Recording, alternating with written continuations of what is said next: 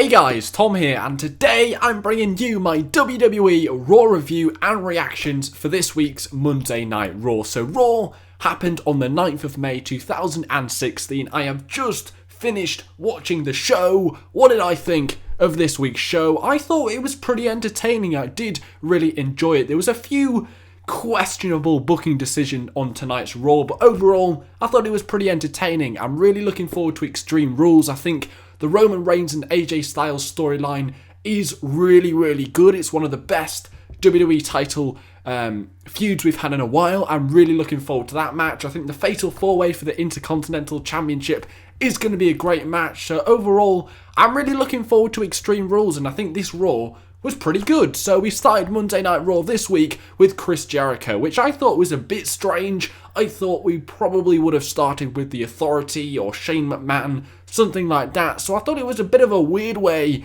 to kick off this week's show, but overall, I quite like this promo. So Chris Jericho, he's the guy that we love to hate. He plays this heel role so well. We've been saying it for weeks. He's brilliant at playing this heel role, and he's really good at it. I really liked how he used Mitch the Plant as the metaphor for Dean Ambrose. I really liked that. But overall, I thought it was a strange way to start Raw. I wasn't expecting Chris Jericho to kick off this week's show, so I was really happy when Big Cass came out, and it really got exciting when that guy stepped in the ring, and I really liked this bit. So Big Cass cut a great promo on Chris Jericho. Now, when I thought Enzo was injured, I thought they wouldn't use Big Cass. I thought he would be gone for a while and wait until Enzo came back, but he's been getting so much spotlight recently, and you can tell why, because this guy is the complete package. Yes, he's huge, but usually huge guys in the WWE, they can't talk for shit. So you've got like Ryback,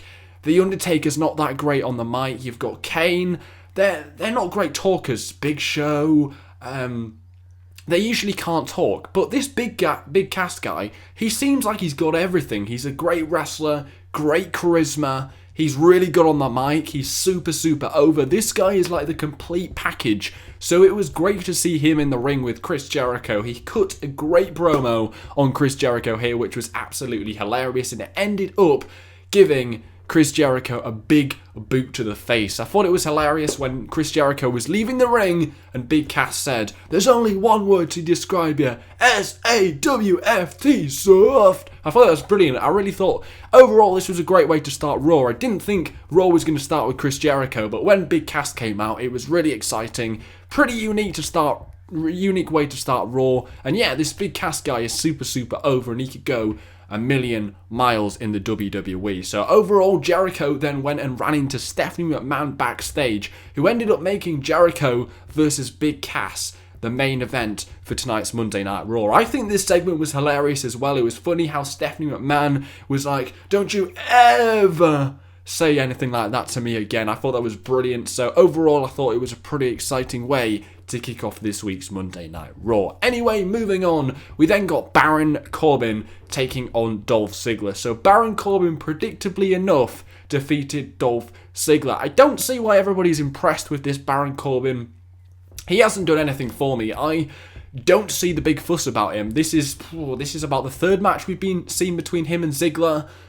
It does nothing for me. I don't see what's the big thing about this Baron Corbin. There's plenty of guys on the roster which can put on more of an exciting match than Baron Corbin. So he goes over Dolph Ziggler here. He's young. He's only just come in, so obviously he's going to get put over by Dolph Ziggler here. But why did they give Dolph Ziggler the win at Payback if they're just going to switch the decision 2 weeks later and give Baron Corbin the win? So that didn't really make much sense. It kind of feels like the last 2 weeks have been a bit of a waste of time. Giving Ziggler the win at Payback just felt like a bit of a waste of time if they were going to put Baron Corbin over at the end of it. So this match, like every other match Baron Corbin's had against Ziggler, wasn't that impressive. I don't see what's the big deal about this guy. So thankfully it looks like this feud is once and truly over, because I was getting really bored of it. But overall, Baron Corbin goes over, which makes sense. But at the end of the day, I really don't care, because I don't see anything impressive about this guy at all. So backstage we then saw Charlotte and Ric Flair trying to convince Shane McMahon to overturn the Nature Boys' decision that he won't be at ringside at Extreme Rules. No, not only did that not work, Shane McMahon agreed with Stephanie McMahon, but McMahon also banned Flair from ringside in Charlotte's match against Paige on tonight's Monday Night Raw. Now, I think it's hilarious how Shane McMahon and Stephanie are getting along. I think it's brilliant. We know it's not going to last, but it's just great seeing them trying to do it, trying to get along. We know eventually it's just not going to work, but seeing it work for now is really, really funny, and it's actually made for a few good Monday Night Raws. Now, usually, I did complain a few weeks ago, we see Shane McMahon at the start of Raw. He announces we're going to have new matches, fresh new faces, and then he's in the opening segment of Raw, and then you don't see him ever again throughout the show. But tonight, he was in numerous segments throughout the show, and so was Stephanie. So they showed both of them making the decisions on tonight's Raw, and I thought that was pretty good, because usually you never see Shane McMahon after he's been in the opening segment, but tonight he was on the show, 4-5 times, which I thought was great, and that's exactly what I wanted to see. So then we got R-Truth defeating Fandango. Now, why this angle is still going along, I have no idea. I think this whole Goldust and R-Truth thing, it started before WrestleMania. We're well past WrestleMania now, and this angle is still happening. Nobody cared about it in the first place. The only good thing about this match was the finish, when R-Truth accidentally threw Tyler Breeze off the ring apron. R-Truth ducked underneath Fandango and hit his finisher, the lie detector. I thought it was a really sweet finish. It looked great, but overall, who really cares about this R-Truth and Goldust thing? Are they even going to be a cool tag team when they're together? Probably not. So why this angle is still happening 2 months later, I have no idea. The matches aren't that great. Who cares about Fandango? Who cares about Tyler Breeze at this point? Who really cares about R-Truth? Who really cares about Goldust? So they did something similar to this last week on Raw, and everybody was bored with it. So they did it again, and everybody was bored with it. It's just boring. It doesn't mean anything. Who cares if R-Truth and Goldust get together? I don't. I did really like the finish to the match, though. I thought that was great, but apart from that, who gives a shit? Then, swiftly moving on, we had Kevin Owens, Cesaro, and The Miz all screaming their presence at the McMahon. So overall, they said that if Sami won against Miz later on tonight, he would get added into the Fatal 4-Way match, and if Zack Ryder won against Kevin Owens, then he would replace Kevin Owens in the match at Extreme Rules. So we'll get onto that later, but then in the meantime, we had Paige defeating Charlotte. Now, it was nice to see Paige back on Monday Night Raw. Great match. It was really refreshing to see Natalya on commentary as well. We don't usually get to hear her opinion. She isn't on the mic that often, so it was nice to see her opinion on that. I thought that was really refreshing. I also thought it was really refreshing to see Charlotte in the ring without Ric Flair. I think I'm getting a bit bored of seeing Ric Flair at ringside doing his thing to get Charlotte the win. I'm getting a little bit bored of it, so I thought this match was pretty refreshing. I really like the fact that this women's match was given more time than they usually are. I mean, usually Divas matches are given 2 to 3 minutes. This match was given plenty of time. It was given about 10 minutes. I thought it was great. It was really entertaining. They have great chemistry in the ring. It made complete sense. So Paige defeats Charlotte. Charlotte, she can't get the win without her father, Ric Flair. It makes complete sense. It builds towards the match at Extreme Rules. Is Charlotte going to be able to defend her title successfully without Ric Flair in her corner? So I think this was a perfect way to book that match. I really liked how Shane McMahon came out to stop Ric Flair helping Charlotte get the win. He came down with loads of referees, his music hit. I thought that was brilliant, with Paige getting the roll-up as Charlotte was distracted by that. Overall, I think this was a pretty perfect match. I really enjoyed it. Refreshing to see Natalya on commentary, refreshing to see Charlotte in a match without Ric Flair, and overall, Paige gets the win. It builds the match at Extreme Rules really, really well, so I thought this was a big, big success. Overall, pretty good. So we then moved on to Sami Zayn defeating The Miz. This was a really good match. I actually quite enjoyed this match. The Miz is such an underrated worker. This was brilliant. These guys had some great chemistry in this match. I'm really looking forward to this Fatal 4-Way match. I think it's going to be great. You've got Zayn, Owens, Cesaro, and The Miz all going for the Intercontinental Championship. The Intercontinental Championship really means something in this feud. I don't know which way it's going to go. This match was great. Sami Zayn goes over The Miz, so now he is added into that championship match. This match at Extreme Rules is going to be the bomb. It's going to be great. I really enjoyed this match. The Miz, once again, has a brilliant match on Monday Night Raw. Really impressed with him at the moment. I think he's been a great champion. Since they repackaged him with Maurice, I think he's been great. Overall, this was a solid match. Sami Zayn once again proving he is one of the best wrestlers in the world. Yeah, I really like this match. So Sami got the win with the Helluva Kick. Then he pinned Miz for the win. So yeah, great match. We then got Renee Young interviewing Becky Lynch backstage. So Emma showed up. She distracted Becky Lynch, and then Dana Brooke made her debut on Monday Night Raw. I'm really looking forward to seeing how this develops, because Emma against Becky Lynch last week on Raw was a great match, and Becky Lynch got defeated when Emma stuck a thumb in Becky Lynch's eye. So it looks like we're going to get a rematch, possibly at Extreme Rules. I'm really looking forward to that rematch, because their match last week was great. So I'm seeing how this one develops. They're bringing in Dana Brooke, possibly as Emma's manager. So we'll see how this one develops. But I think this is going to be a great feud, and I'm really happy they're possibly having 2 women's matches at the Extreme Rules pay-per-view. That's nice to see. So yeah, I thought this was pretty cool. So we then got Zack Ryder talking to Shane McMahon backstage, and we then got obviously Kevin Owens and Zack Ryder announced for later on in the show. We then got Sin Cara defeating Rusev, which was where the booking got a little bit questionable. Rusev won the Battle Royal last week, so it looked like they were building this guy up to take the title off Kalisto at the pay-per-view. But then Sin Cara comes in and gets a roll-up on Rusev and gets the win. This made absolutely no sense. They should be building this Rusev guy up as a dominant beast. He looked great in this match. Rusev was pulling out everything he had against Sin Cara. He was staring down Kalisto every time he did a move. Rusev looked great, and then Sin Cara gets the roll-up after Kalisto kicked Rusev in the face. Now, yes, that gives Kalisto the momentum, but surely you should be building Rusev up to take the title off Kalisto. Why they're giving Sin Cara and Kalisto the momentum here? That makes absolutely no sense. Rusev is a beast. He's a dominant beast. He's a dominant heel. Why he's losing to this little Sin Cara, that makes absolutely no sense. You need to build Rusev up as a credible champion, and he looked really weak here, and it made absolutely no sense. So overall, I thought this was absolutely stupid, made no sense. What's Sin Cara going to do with a win? I have no idea.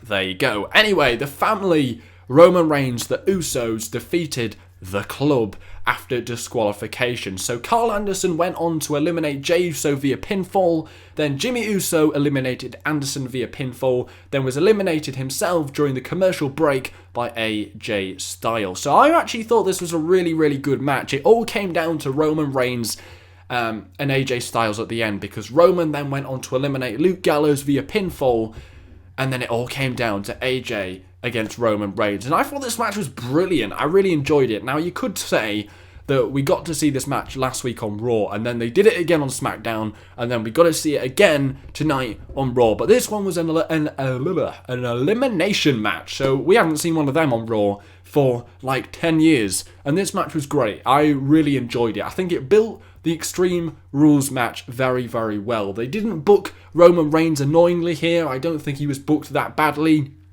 I think he looked like a bit of a beast in this match. I was actually getting a little bit behind Roman Reigns in this match, which is a first. Yeah, I really enjoyed this match. It was great. All of them have great chemistry. You can tell they've worked together before. It was great. It was really enjoyable. It was easily the best match of the night. I really enjoyed it. I want to see it again, because this match was great. It was perfect. It was very good. I'm very impressed with Anderson and Gallows. I think they're great. They're a great addition to the roster. AJ Styles, he's just absolutely brilliant. I think Roman Reigns himself even I thought he looked pretty impressive tonight. I don't think he was too annoying. I think he was pretty good. The Usos, they were probably the most annoying thing in this match. They had a backstage segment earlier in the night, and they kept saying "oos" after every sentence. They're like, "Oh, we're going to do this, Roman. Yeah, you believe that, oos?" Like, what the fuck does oos mean? Why do they do that? It's so cringy, and nobody cares about the Usos anymore. But overall, I thought it was a really good match. I really enjoyed it. And so what happened after the match? So Styles was DQ'd after Anderson and attacked Reigns with a chair, because obviously Anderson was already out of the match. So the two teams brawled, the Usos got in, so it ended up just being Reigns and Styles in the ring. And they both teased a little bit. They gave each other the chair. I thought it was brilliant. I'm really looking forward to this match. I think everything they've done is really good. I'm really looking forward to this title match. I think it's been great. Yeah, I don't know which way it's going. I think what they're doing and teasing it, and is Finn going to come in, what they're doing with the Bullet Club, I think it's great. I'm really enjoying it. Yeah, I thought this ending was a bit strange where they were passing each other the chair. It was a bit slow. It was a bit... But overall, I thought the match was great, and I think their match at Payback was good, but I think the match at Extreme Rules is going to be off the charts. I think I'm really into this title match. I didn't think I was going to be. I thought Roman was just going to beat AJ and that was going to be it. But I think the build towards it's been brilliant. And I think, yeah, it's going to be good. So I enjoyed this. But this should have ended the show. I don't know why this didn't end the show. Why Jericho and Ambrose ended the show made absolutely no sense. Because this should have ended the show. Because this was great. This was perfect. And it really built the title match. But... bit of a weird booking decision. Anyway, Kevin Owens defeating Zack Ryder. Obviously, Zack Ryder being in that Extreme Rules Fatal 4-Way match made absolutely no sense. It was a solid match. It wasn't Owens' best match. It was an okay. Why they don't use Zack Ryder more, I have no idea, because he's brilliant. But, yeah, it certainly wasn't Kevin Owens' best match, but it was a solid 5 to 10 minute match. Owens got the win via pinfall after hitting Ryder with his pop-up powerbomb, which is great. Overall, Kevin Owens obviously gets added into the Fatal 4-Way match. It was a bit of a filler match. It was okay. We just knew that Kevin Owens was always going to get the win. Anyway, the Dudley Boys then defeated the New Day. I wasn't too impressed with the New Day's promo before the match. It wasn't their best. Usually they're pretty good, but it wasn't that great. I didn't really like the match either. We've seen it all before between the Dudleys and the New Day. It wasn't great, a bit slow. So the Dudley Boys defeated the New Day. I'm trying to remember because I don't remember anything that happened in this match. So the Vaudevillains attacked Xavier Woods. Devon hit a distracted Kofi with a lariat. Oh yeah, that lariat looked amazing. It was a brilliant clothesline. Kofi did a flip in the midair. That was a really good finish, actually. I don't know, how did I forget that? That was a brilliant finish. But the Dudley Boys beat the New Day. It's been a while since we've seen the New Day look as weak as they did here. So the Vaudevillains then hit a whirling dervish on Kofi Kingston. So... yeah, the Vaudevillains stand tall after this, but the Vaudevillains, they're seriously not over. Nobody really cares. I mean, no. I really hope the New Day defend their title at Extreme Rules successfully, because the Vaudevillains are doing nothing for me. I don't really understand the gimmick that much. I'm not into it. The crowd don't really seem to care. The New Day are doing a perfect job as champions. The Vaudevillains just... are doing nothing for me, and I thought this was a pretty pathetic segment on Monday Night Raw. Anyway, the next bit was pretty solid. We had Dean Ambrose attack Chris Jericho during his entrance, which was all cool, very unique. I always say it, that whenever Dean Ambrose has a segment, it always seems to be really unique. So I thought this was great. I thought how Dean Ambrose took the jacket, ripped it up, was great. It really builds their match. I said in my Raw preview, they need to spice things up in this feud, because Ambrose beat Jericho clean at Payback, and that was it. I thought that was it. But then when they re-brought the match and the feud back last week on Raw, I was like, ugh, are they doing this match again? So they needed to spice things up a bit. They needed to make it interesting and exciting, and this did. Like a $15,000 jacket. It probably didn't cost that much, but it was great. I thought this was really funny. I thought this was just a typical Dean Ambrose thing to do, how he nicks his jacket and then enters himself, rips it up, Jericho screaming his head off.